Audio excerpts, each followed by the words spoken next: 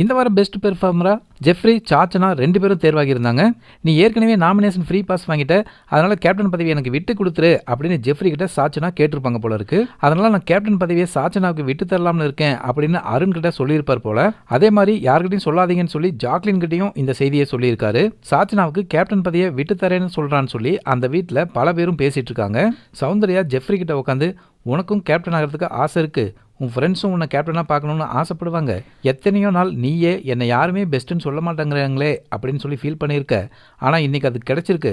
மறுபடியும் உனக்கு இந்த சான்ஸ் எப்போ கிடைக்கும்னு தெரியாது, விட்டுத்தராத, விளையாடு, ஜெயிக்க பாரு அப்படின்னு சொல்லி அட்வைஸ் பண்ணுறாங்க.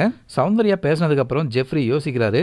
இப்போ எனக்கு புரியுது, நான் எனக்காக விளையாட போகிறேன் அப்படின்னு சொல்கிறாரு ஜெஃப்ரி. அவர் சொன்னது மாதிரியே கேப்டனுக்கான போட்டியில் ஜெஃப்ரி ஜெயிச்சு இந்த வாரம் கேப்டனாக ஜெஃப்ரி தான் வந்திருக்காரு.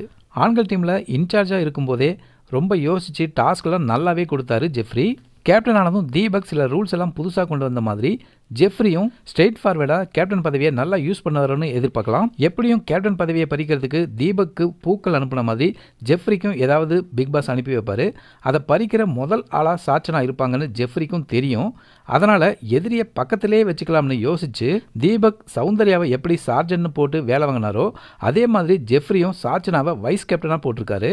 ஆனாலும் கேப்டனை வைஸ் கேப்டன் ஓவர்டேக் பண்ணாமல் இருந்தால் நல்லா தான் இருக்கும். இந்த வாரம் சாச்சனா நாமினேஷனில் வந்ததுனால அவர் அடக்கி வாசிப்பாரா இல்லை ஆர்ப்பாட்டம் பண்ணுவாரா? தீபக்கு சௌந்தர்யா உதவியாக இருந்த மாதிரி சாச்சனா இவருக்கு உதவியாக இருப்பாரா இல்லை உபத்திரம் பண்ணுவாரான்னு பொறுத்திருந்து தான் பார்க்கணும்.